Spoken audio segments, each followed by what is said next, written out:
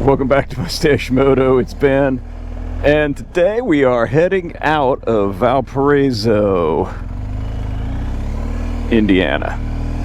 We get on the road and I'll tell you what we're doing.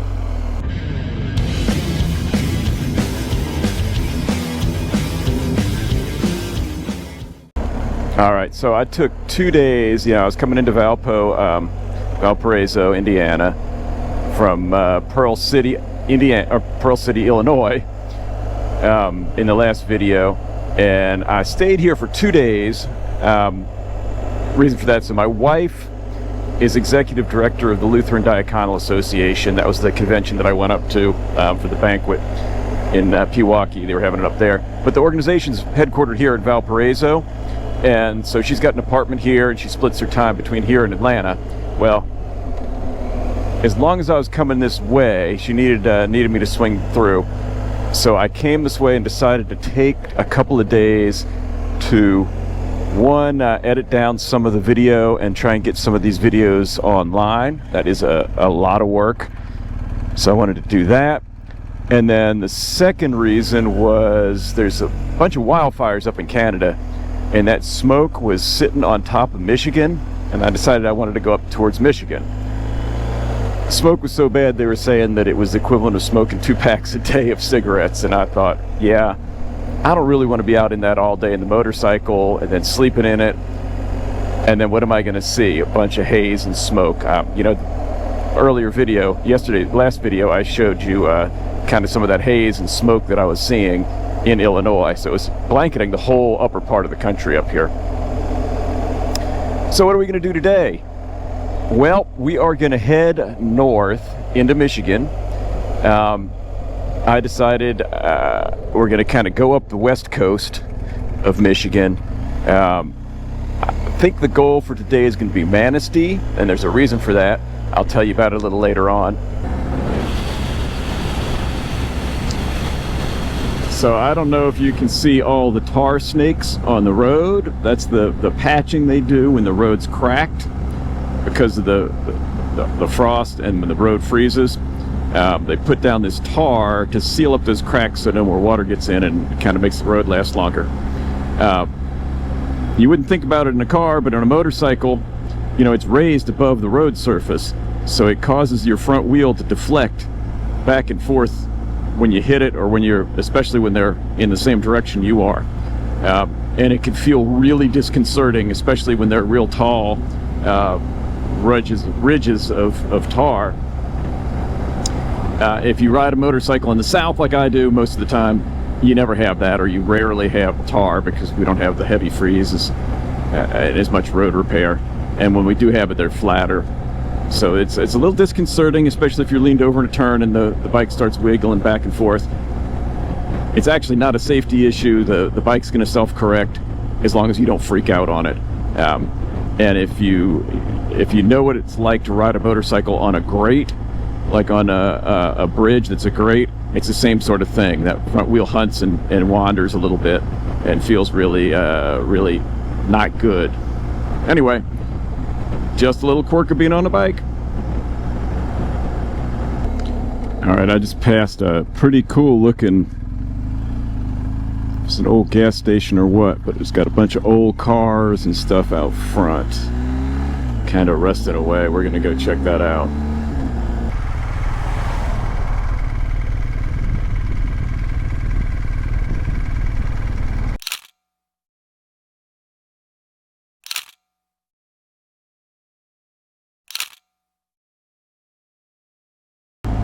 Alright, welcome to Michigan.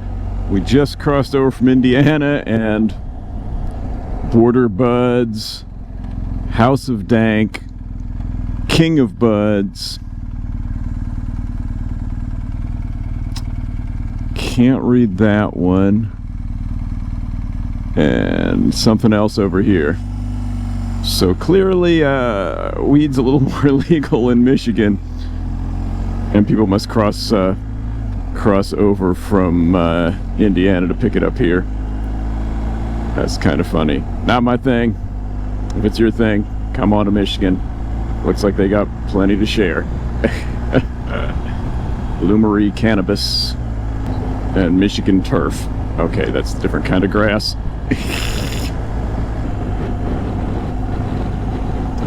Oh, there's the lake. Look at that. So this is interesting. This driving along here really reminds me of Florida quite a bit, where I lived for several years. Okay, a little park. Let's pull in and take a look at the lake.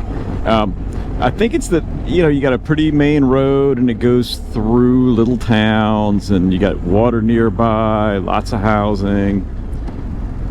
I don't know. Wow, there it is. I forgot where I am. South Haven? South Haven, I think that's it. Downtown South Haven. I think down here there's a lighthouse. So I stopped and picked up a sandwich, and I'm gonna find somewhere to park and stroll on down and have my lunch by the water. Maybe take a picture or two.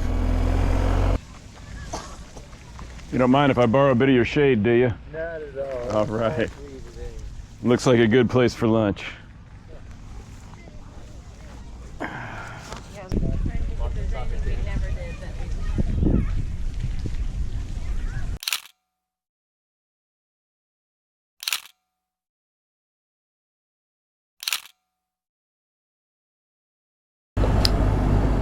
It's no wonder this reminds me of Florida.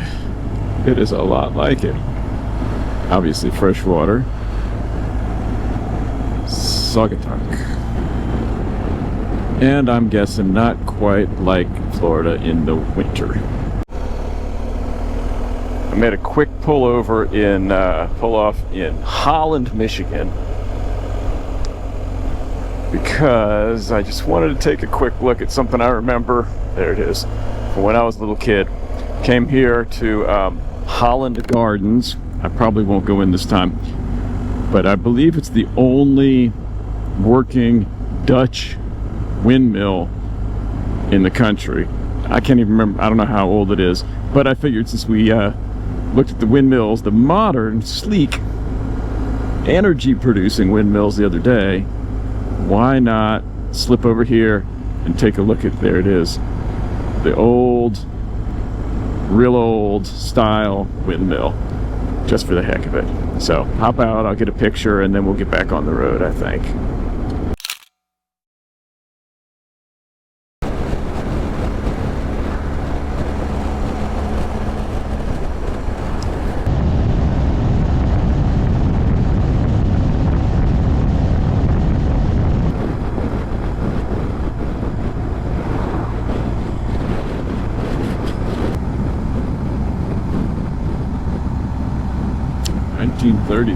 Wow. I guess that's when the farm was established. I'm guessing that's not when the barn was built.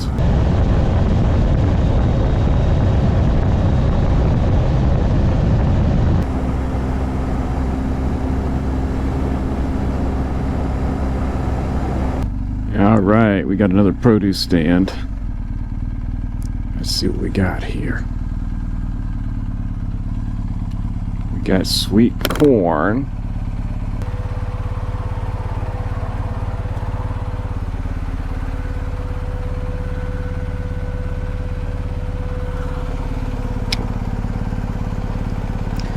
I don't think that's going to fit in my pot. What I could do tonight is cut it off the cob and then cook it. Back when we started out this morning, I promised you a story to tell you why we were going to Manistee today. So honestly, I'm getting a little bored on this road, so let's go ahead and I'll go ahead and tell you the story now. So the town of Manistee lives in infamy in my family. And it dates back to when I was a kid, maybe 8-ish, I think. Our family took a lot of summer vacations, and we'd usually travel by car. We always travel by car, actually. And then we would often camp, like, you know, campground camping, not backwoods camping. Campground camping to save money. We'd you know, stay at the KOA or the state park or whatever. My dad had like serious wanderlust and just wanted to be out and about all the time. Didn't like to sit still. So he had this great idea that we were going to go up and go all the way, travel all the way around Lake Michigan. This is from Lafayette, Indiana. The first day of the trip, we drove from Lafayette up to Manistee. Set up camp, big tent, all of us piled in this tent, and it started raining. And it rained pretty damn hard. Now, as a child, I remember torrential rain, and then I remember at one point asking why the floor was bubbling up in the tent. Well, we were in about 2 inches of water under the tent. The site we were at was totally flooded. We ended up, middle of the night, or so it seemed to me, having to bail from camp, drag everything, throw it in the car wet, ditch the tent, like break down the tent in the rain, throw that all in the trunk, and then take off and try and find somewhere to stay. Now, I honestly don't have a clue where we stayed. I remember being in the car in a town, probably in the town of Manistee, and my parents talking about it and trying to find a hotel and figure it out. Of course, there were no cell phones, no internet, so they probably had a mobile travel guide and were looking stuff up. And as far as I remember, that jettisoned the whole vacation. That was it. We went home. I'll have to check with my mom to see if that's the case, because I'm not 100% sure if we did, and we kept going and did anything else. So, I'm going back to Manistee, and I found the campground that I'm pretty sure is the campground we stayed at. Now, it's not where I usually like to camp. You know, it's like a mostly RV campground with some tent sites. I think it's a state park, Orchard Beach. And to the best of my recollection and my mom's recollection, that's probably the one we stayed at. She remembered it being right by the beach, or by a beach. So I'm gonna try and well, I'm not sure. Either I'm tempting fate or I'm reclaiming Manistee for our family. We'll see what happens when we get there, and that's if they even have a place to stay. I didn't book a reservation. We're just gonna show up and see what happens. So that is why we're going to Manistee tonight. We're gonna reclaim, or we're gonna tempt fate. And by the way, there is rain in the forecast for tonight, but I think it's supposed to be light. We'll see. Okay, I just caught a glimpse of it. It is not my kind of place, but we're gonna give it a shot anyway, just to do it. So it's $11 a day. Okay. To be out of state. Okay. And then a tent campsite is now $39 per night. Plus the 11? Yes. $50 for a camp? $50 to camp here for one night in a tent. Let's put those up on the hill. Clearly not where we stayed, because there's no way you get flooded out up there. You're gonna not take it? I don't think so. Okay. I just can't. $50. I get it.